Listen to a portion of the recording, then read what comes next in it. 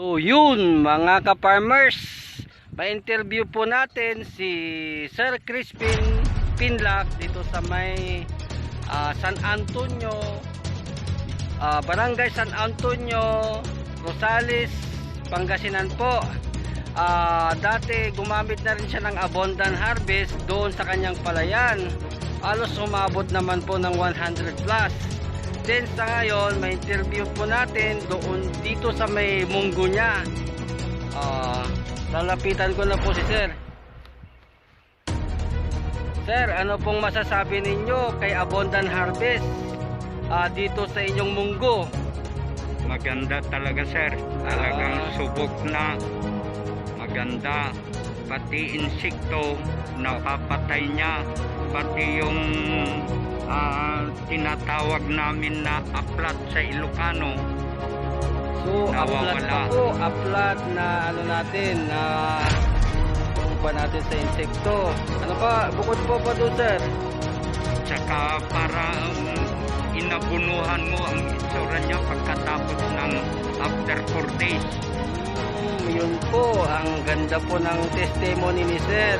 Halos kahit hindi ka na mag-abono sa kanya, parang pag kung titignan nyo po ay parang nag-abonuhan na po siya.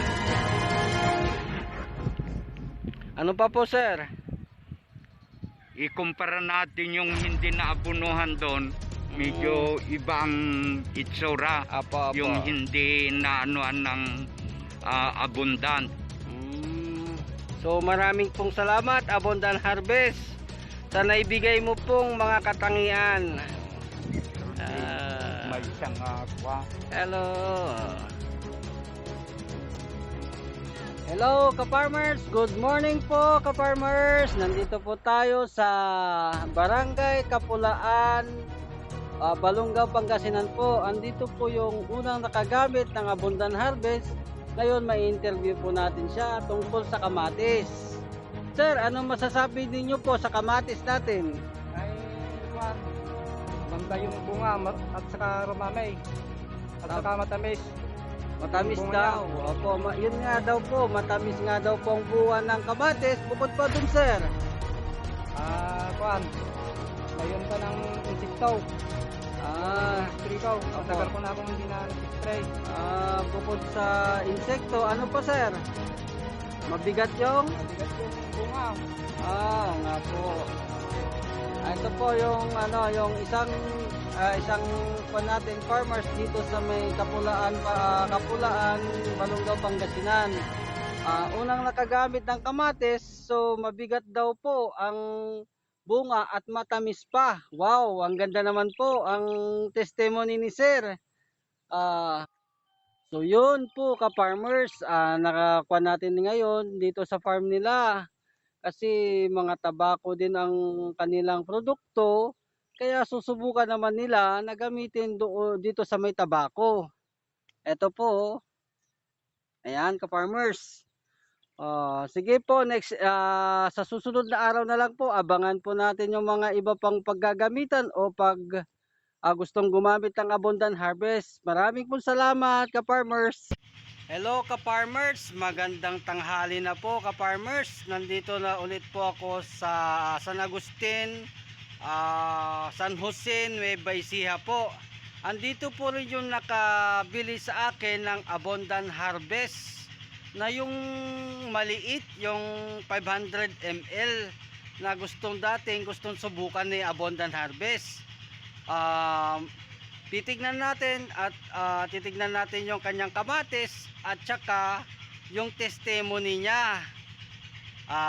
Lalapitan ko lang po si Sir. Sir, anong pangalan Sir? Ronald Ignacio. Ronald Ignacio from San Agustin, San Jose, Nueva Ecija po. Sir, ano po masasabi nyo kay Abundant Harvest? Kung maganda sa pananim. Ano pa Sir?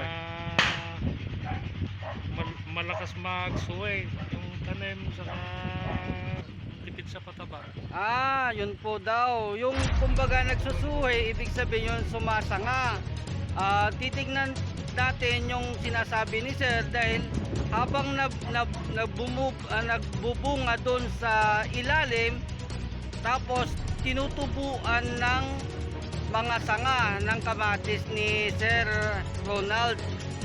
Ano pa po, bukod pa po doon, Sir? Hindi kinakapitan ng Hindi daw po kinakapitan ng uod. Hindi pa ako nag-i-spray dyan. Ganun po, Sir. Pampabulaklak din pala yun. Apo, pampabulaklak din po siya. Then pampaugat din po. Pesticide, Sir. Ayun na po, pesticide. Insecticide. Fungus. Fungus po, fungus repellent na po yun, yung ano po, yung nagdidilaw. Ngayon po, Hindi pa nila. ano pa, Sir?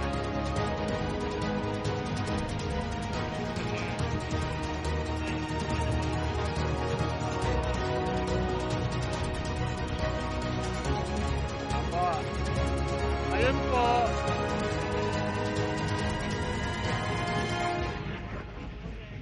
yung bunga, yung kutis ng kamatis, Sir, makapal po ba?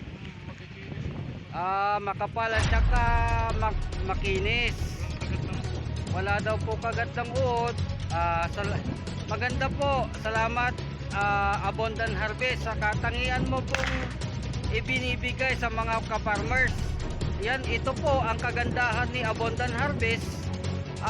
Maaari natin matitignan o yung kanyang sinasabi. Marami pong salamat. Ikukuhan ko po itong video dahil ipababa ko na po sa may kamatis. Ayan po yung mga kamatis nila. Ito po, kasalukuyan na po namumunga at nagbubulaklak pa rin po. Ayan po sila. Ibababa ko yung video para makita po natin. Ito po yung sinasabi po ni Sir na kamatis. May bunga na siya, 1 month pa lang po. May bunga na pa, napakarami. Then yung mga sanga niya, ang dami. Yung sanga, halos nagsasanga siya. May sa ibaba, meron din sa taas. Tapos namumulaklak pa.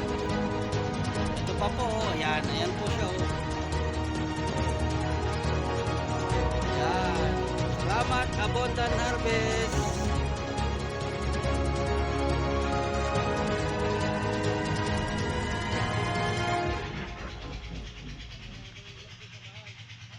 So yun po, ka-farmers, nakita natin din yung isang video. Aabangan naman natin siya sa testimony niya about doon sa kanyang sibuyas. Napakaganda daw po ang testimony kahit na naulananan po. Marami po salamat po ulit, ka-farmers. Farmers, ayan. Maraming sanga, nagsanga-sanga na siya. Then sa baba po, ang dami po bunga. Ayan o. Yan. Nung iba, hindi po naniniwala sa pulyar. Ayan o. Yan. Ayan po, ang ganda po. Napakaganda.